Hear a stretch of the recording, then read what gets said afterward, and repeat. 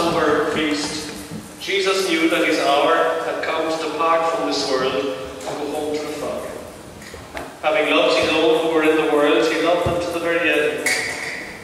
The devil had already put it into the heart of Jesus, or Judas, son of Iscariot, to betray him. And during supper, Jesus, knowing that the Father had given all things into his hands, and that he had come from God and was going to God, Jesus got up from the table, took off his outer robe, and tied a towel around himself. Then he poured water into a basin and began to wash the disciples' feet and to wipe them with the towel that was tied around him. The Gospel of the Lord. So be seated, please. A few announcements. Today is day 6 of the Novena, 2/3 of the way through, almost at the end, just 3 more days to go. And traditionally in big festivals of faith like Novenas or parish missions, the last 3 days are regarded as a time of special grace and blessing. They're known as the Great Triduum. So if you've been with us up to now, stay with us and keep up your commitment for the last 3 days. And indeed continue to encourage and invite others to come and join us. Never too late. If somebody comes to the very last session on the very last day of the Novena, and it's their very first time here, it'll be worth their while, and they'll be more than welcome. Tomorrow is one of the highlight days of the Novena. Tomorrow we place a very special focus on the celebration of the sacrament of reconciliation as a community. We invite people to come along and experience confession, to experience the mercy and the forgiveness and the love of God in a very unique way. And that sacrament will be celebrated at 5 of the sessions tomorrow. All our focus will be on it during those sessions. 9:30, 11:30, 4:30, 6 p.m. and 7:30. So 9:30, 11:30, 4:30, 6 p.m. and 7:30. There won't be Mass celebrated at those sessions. We experience the Lord coming to us through the sacrament of reconciliation. For some people, going to confession is very difficult. They don't like going into a box or into a room. Maybe it's been a long time since they've been and they're anxious, or maybe they feel they've done something so bad they couldn't be forgiven. At those sessions, when we celebrate that sacrament tomorrow, we make it as easy as it ever will be for people to come and receive the sacrament. Absolution, forgiveness will be guaranteed for everyone who comes, and everybody will feel very welcome. So if you're someone for whom that's been difficult, come to those sessions, or if you know someone who would like to have the sacrament but is a bit anxious or afraid, tell them about it. Those 5 sessions. And again, remember, there'll be no Mass at those sessions, there'll be Mass at the other sessions. The Gospel that I read for you today is the one we normally hear on Holy Thursday. Jesus washes the feet of the disciples. And it's all about service, and how we're all called to serve one another in our greatest needs. And thanks be to God, there are lots of organisations and charitable and volunteer groups that do that serve the needs of the people who are on the margins or on the fringes, or for whatever reason life is difficult for them.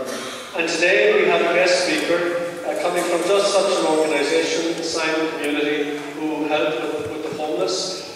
We know that one of the fallouts from the Celtic Tiger is that the numbers of people who are now homeless is really as high as it's ever been. I know in Limerick that there are more people living on the streets now at night than ever were before. And the Simon Community work directly with those who are homeless, who are anxious or frightened that they're going to become homeless. So we're delighted to welcome Michele, who's here with us from the Dundalk Simon Community, and she's going to talk to us today about serving the needs of the homeless.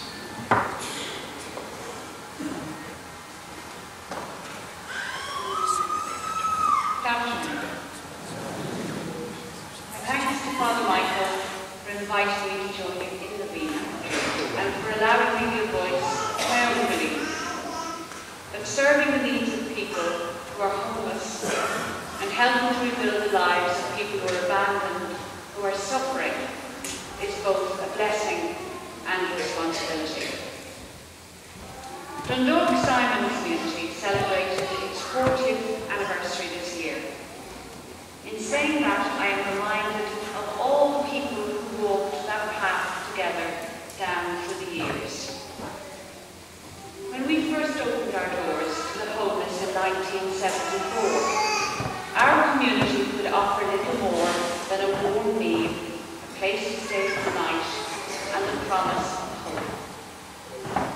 More than 4 decades later, that promise remains the same. But the need has grown, and the challenge of service provision has grown with it. Homelessness no longer happens to strangers. It is happening to our friends, our families, and our neighbours. It happens in our community every day. Most of us know someone who is hurting emotionally and financially. They don't ask to lose their job or their mental health, to get sick, or to turn to drink or drugs, just to escape the harsh reality of their circumstance. For some of them, losing their home or their ability to remain independent is a possibility they just don't want to think about because it's close to becoming a reality. And when it does happen, they are forced to find shelter and support wherever they can, to knock on a door and hope to find it opens. And so it is for John, who is 74, and who comes to Simon's Day Centre for a hot lunch, a chat, and maybe a shower. Or Mary, who's 35 and mentally unwell, who relies on Simon's staff to bring her to the GP and to sort and dispense her medication. Or Jerry, who's 20, addicted to heroin and full of anger, frustration and fear, waiting for months to access a detox program and living in Simon's emergency hospital. And so it was for Michael. Michael was a beautiful person. He was nearly 80 when he died, and it was over 30 years before that he had first become resident in our shelter in Barrack Street. Sometime later he moved into one of our community houses, where with support he lived happily and quietly for many years. When he came to us, he was tough, a hard man, a heavy drinker, and not a man to mess with. But over time he mellowed. We learned that Michael had not always been homeless. He had been married with 2 children, until serious alcohol addiction caused estrangement from the family he loved. When Michael went to the hospital to get a pain in his shoulder checked out, Simon's staff were with him to hear the diagnosis of lung cancer. Michael never came home. But every day, over the following weeks, someone from Simon would visit him each day and every night. We were with him when he died, quietly and with the dignity he had come to recognise and value. So when we're asked why we do what we do, and how we can keep doing it, day after day, year after year, we talk about the individuals and what we learn in the process of serving them. We talk about their resilience, determination, and strength. We talk about how they've shown us to laugh when things are tough, shown us how to be gentle and kind, shown us how not to judge or be harsh, shown us what true courage really means. Holding Michael's hand and rubbing his forehead and telling him we loved him at the end was the greatest of privileges for us. It was not a service. It was an honour. John, Mary, Jerry, Michael. These are all people of the Northeast. They are our people. They and all the others like them make up our community.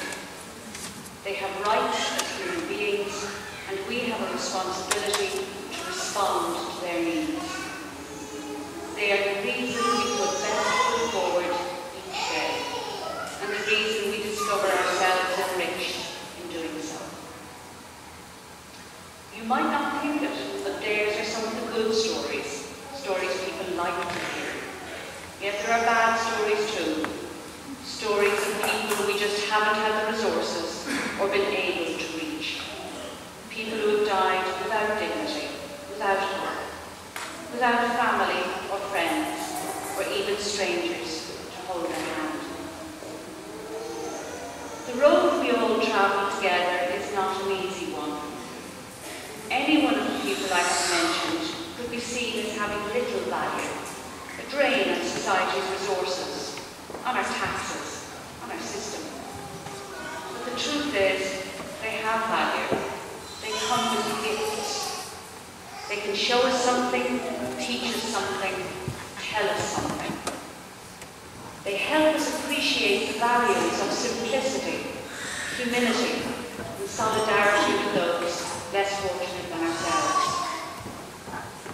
As we strive towards spiritual fulfillment, they highlight the paucity of the material world in which we all live. And we learn from their struggle for that same fulfillment. So we do our best. But sometimes our best is just not enough. We know that the true impact of Simon's service has only been possible through the goodwill and generosity of the wider community within which our community has been located for the past 40 years. We need your help, and there's no shortage of ways in which you can help. You can share your talents, your skills, and expertise as a volunteer. You can fundraise in your own locality. You can run, walk, sing, even stock the shop for Simon. Or you can give a financial contribution if you're able. For we are struggling to make ends meet, and a donation, no matter how small, will be wisely and gratefully spent. I've left some literature in the court back at the church that outlines our philosophy and the different ways you can contact us and become involved. At the end of the day, the Dundalk Simon envisions a society where all people have shelter and the supports to sustain it. We take our work seriously and we are proud of what we have achieved. Over the past 40 years, hundreds of people have been settled into homes, linked to relevant services, and made comfortable in their locality, all safe, and safe in the knowledge that we have put them first.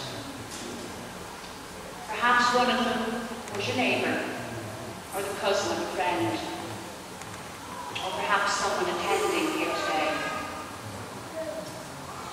My name is Michele. I am humbled to be Director of Services with Dundalk Simon, and I ask each of you to support our community serving the needs of Dundalk's homeless and beyond in whatever way you can and however